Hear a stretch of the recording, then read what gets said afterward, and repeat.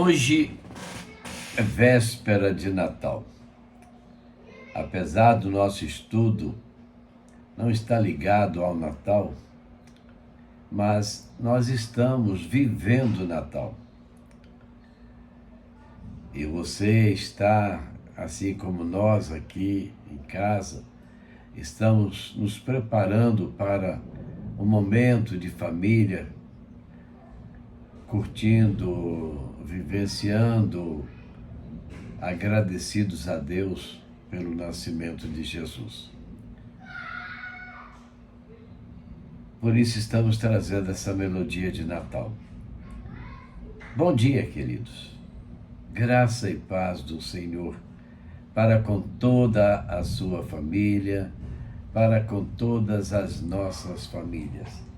Não repara, eu estou há uma semana curtindo uma gripe, está me incomodando bastante. Se em algum momento a gente tiver uma interrupção. Mas vamos lá. A nossa lição de hoje é a lição de número 13, a última lição do trimestre, baseada na segunda carta de Paulo aos Coríntios, os capítulos 10 ao capítulo 13. Uma carta de lágrimas. É um tema interessante esse. A gente vê que Paulo sofreu muito escrevendo essa carta, revivendo e ali vivenciando momentos tristes, delicados que ele passou com a igreja de Corinto. Vejamos, nem tudo são flores no ministério ou no serviço do Senhor. A história do cristianismo está cheia de mártires. Foi contra esse contexto que Tertuliano de Cartago escreveu na parte final do século II: torture-nos, atormente-nos, condene-nos, esmague-nos, porque o sangue do cristão é a semente do cristianismo. O grito do antigo apologista é um desafio para os adversários da igreja. Segundo ele, quanto mais os cristãos eram perseguidos, mais se manifestava a sua fé. A perseguição externa é realmente dolorosa, mas nada fere mais do que a perseguição doméstica, quando pessoas de dentro da igreja maltratam, estigmatizam e atacam os servos de Deus.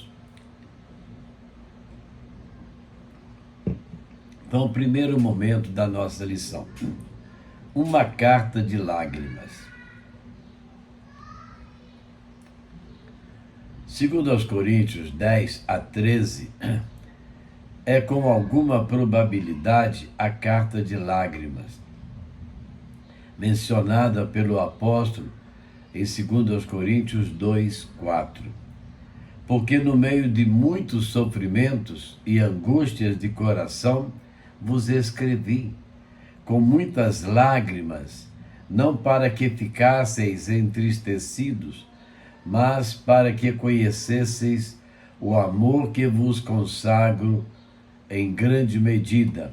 Ou seja, esta carta é escrita em meio a muita tribulação e angústia do coração, com muitas lágrimas. Não seria a nossa primeira carta aos Coríntios canônica, mas a parte final da segunda carta, dos 10 a 13. O capítulo 10, assim, é a inflexão de tom na carta, de conciliador para severo. Nos primeiros 9 capítulos, Paulo teve o cuidado de parabenizar os coríntios por sua obediência às suas últimas diretrizes. De 2, 5 a 11 e 7, 2 a 15, os últimos 4 capítulos, no entanto, advertem os coríntios a reformarem seus caminhos. E de 10 a 13, a primeira metade da carta usa linguagem diplomática, enquanto a segunda metade contém sarcasmo e ironia. Essa sugestão de estrutura para a segunda carta, entretanto, é apenas uma ferramenta para interpretar a carta. A relação entre Paulo e a igreja de Corinto foi bem conflituosa e não temos conhecimento certo sobre todos os detalhes históricos.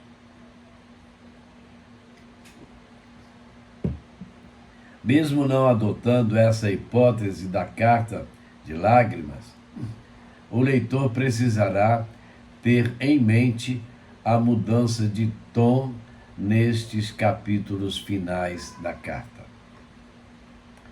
Vamos ver o segundo momento da nossa lição. Mestres falsos versus mestres verdadeiros. Como os coríntios se impressionavam facilmente com currículos. Oradores poderosos e persuasivos e demonstrações de poder carismático. Eles foram enganados por um grupo de falsos mestres. Jesus já havia advertido seus discípulos de que pessoas profetizariam, exorcizariam e fariam milagres em seu nome, pessoas com as quais ele definitivamente não tinha qualquer relacionamento. Mateus 7, 22 e 23. Isso significa que a estratégia da igreja de Corinto de escolher seus líderes estava equivocada. Currículos e sinais manifestos de carisma não eram necessariamente sinais de vocação, e com isso eles caíram facilmente em ciladas dos falsos líderes. Hoje tem havido muito isso. Muitas igrejas sendo enganadas por expressões fantasiosas, com aquele carisma, com aquela empolgação, pura arte, e a palavra de Deus vai ficando para trás. Esse grupo de mestres arrogantes minou a autoridade de Paulo em Corinto com críticas e acusações falsas. O apóstolo se sentiu então obrigado a responder às críticas, ponto por ponto, especialmente a partir do capítulo 11, verso 21. Se eles eram judeus, ele também o era. Se eles eram descendentes de Abraão, ele também o era. Se eles eram ministros de Cristo, ele era ainda mais, pois foi chamado pessoalmente por Cristo, glorificado no caminho de Damasco. Terceiro momento. O encontro com Jesus é a base da autoridade. Paulo parece se sentir desconfortável com a necessidade de apresentar seus extensos currículos de trabalho na obra de Deus. Ele usa expressões como falo como se estivesse fora de mim, segundo aos Coríntios 11, 23. Com insensatez afirmo, 11, 21. Ainda que eu mesmo não valha a pena, 12, 1. E essa última linha em seu currículo é certamente única. O capítulo 12 descreve uma experiência visionária de Paulo. Numa passagem autobiográfica, Paulo fala do terceiro céu. Conheço um homem em Cristo que há 14 anos foi arrebatado até o terceiro céu. Se no corpo ou fora do corpo, não sei. Deus o sabe. 2 Coríntios 12, 2. A expressão terceiro céu é uma referência ao espaço celestial visitado por Paulo em sua visão.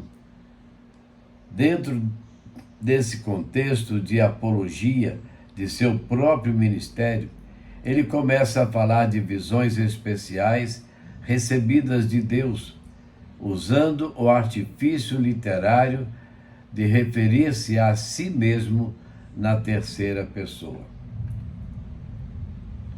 O conteúdo das visões do apóstolo não é importante em si, pois nem é descrito. Com isso, Paulo confirma seu desejo de não usá-las para ganhar importância. Para não se orgulhar dessa revelação, foi-lhe dado um espinho na carne. O mensageiro de Satanás, em grego, anjo Satanás.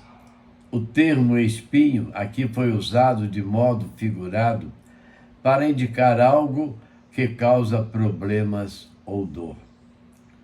Como os termos espinho e anjo estão relacionados, a frase anjo de Satanás é um atributo do espinho, representando uma característica que esse espinho possuía. Independentemente do que possa ter sido, ele foi colocado pelo próprio Deus em Paulo. Isso transparece na forma verbal, passiva e no propósito expresso da frase, para que eu não me exalte. Verso 7. A estrutura da questão levantada por Paulo seria o espinho como objeto direto da dor, Satanás por trás do objeto e Deus permitindo a ação de dor, como uma reedição da história de Jó no Antigo Testamento. Paulo pediu insistentemente para que o espinho fosse afastado e não obteve sucesso.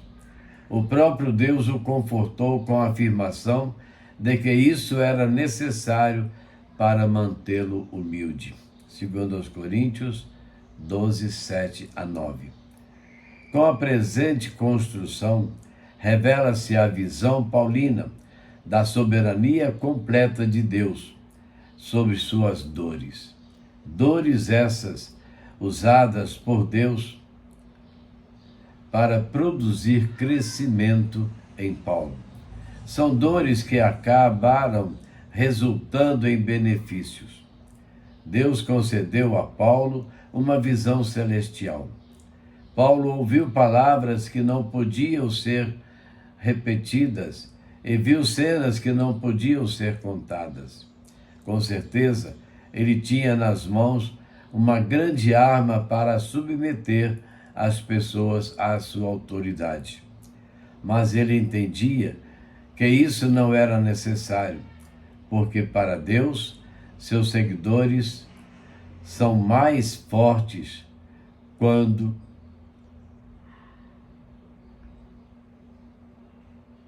para Deus, repetindo, seus seguidores são mais fortes quando são fracos. O que isso significa dizer que o poder de Deus ressoa mais de uma boca que assumiu não ter poder nenhum e é completamente dependente de Cristo. Quando nós estamos fracos, lembramos de Deus. Isso é um fato atual, recorrente. Estamos doentes, lembramos de clamar a Deus, pedir a ajuda de Deus.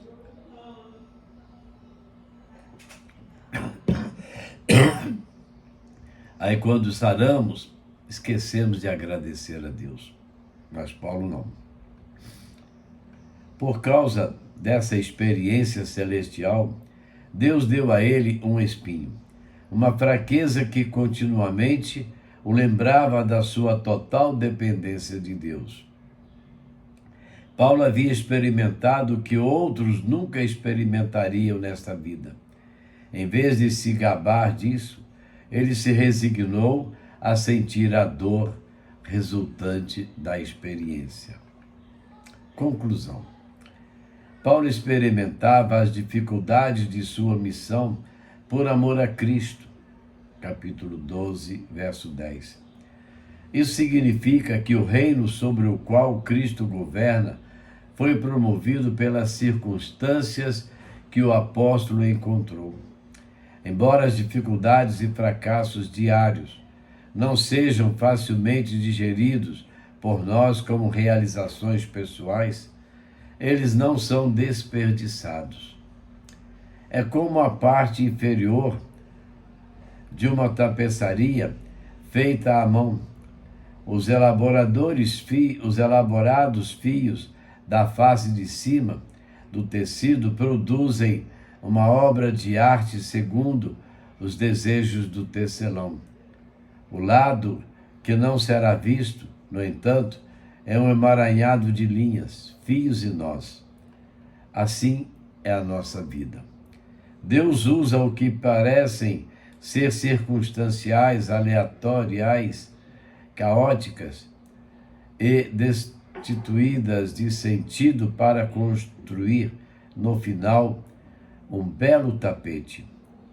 Apesar de todas as dificuldades, vamos tentar vivenciar as dores da vida como a estratégia não revelada do tecelão celestial. Para pensar e agir. Primeiro, o ministério pastoral nem sempre é tranquilo. Há dias muito difíceis, em especial diante de conflitos com as ovelhas. Há dias para o consolo e outros para a disciplina. Em uma situação de conflito, tente se colocar no lugar das ovelhas. Agora, de forma contrária, coloque-se no lugar do pastor. Consegue verbalizar a distinção entre esses dois momentos de reflexão? O espinho na carne de Paulo é uma manifestação da soberania de Deus para trabalhar a humildade da vida do apóstolo.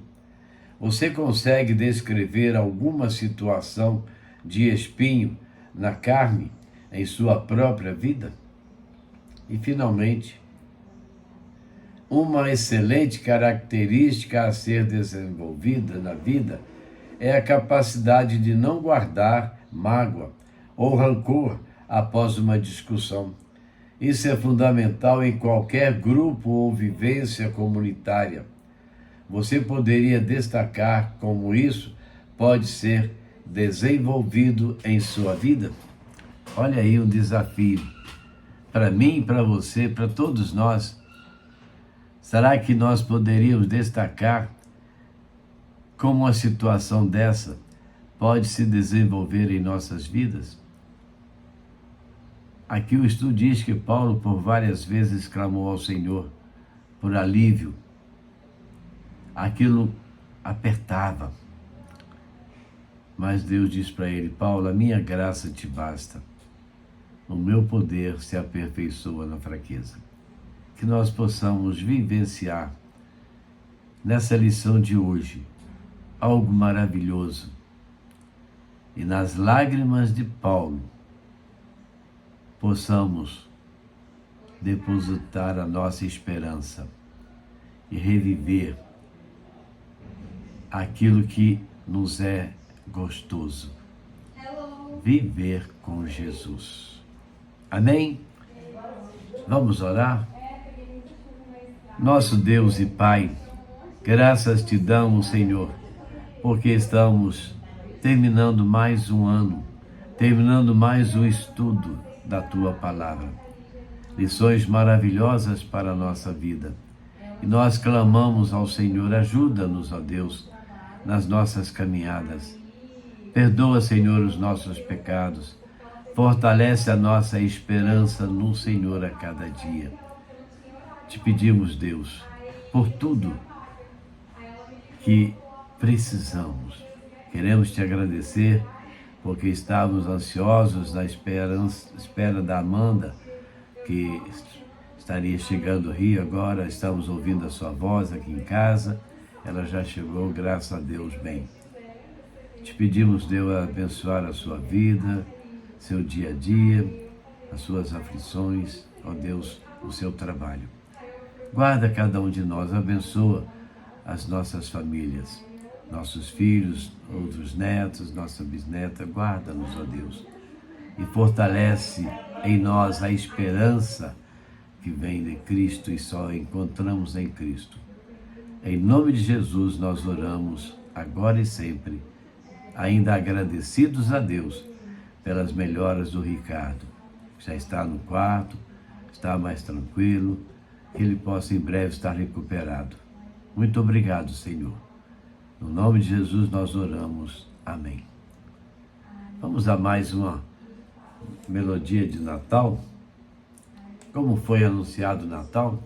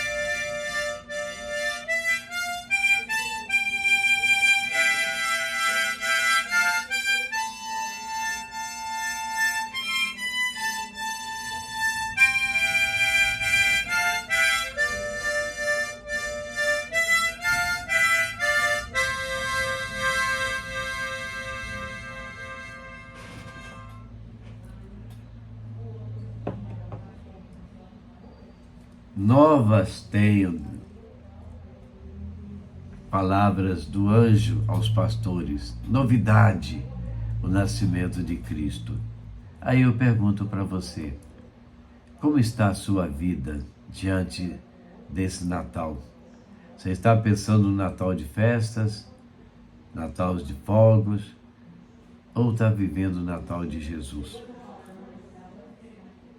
Deixe Jesus nascer no seu coração. Abra o seu coração para Jesus. Permita que Ele habite no interior da sua vida e te conduza. E que você possa ter um final de ano de muita felicidade, muita alegria, para iniciar um novo ano com toda a força que vem do Senhor. Amém? Aproveite o dia de hoje, junto da sua família, logo mais à noite, na sua ceia, em família, mas vá à igreja primeiro. Vá cultuar ao Senhor primeiro. Nós faremos isso aqui na nossa casa. Hoje teremos um musical misto na primeira igreja batista de Itaperuna. Vá ali. Celebre ao Senhor o Natal de Jesus, com toda a alegria no seu coração. E amanhã, se Deus nos permitir, estaremos de volta, trazendo para você uma nova reflexão da palavra do Senhor. A todos, um bom dia, na graça e paz do Senhor. Amém?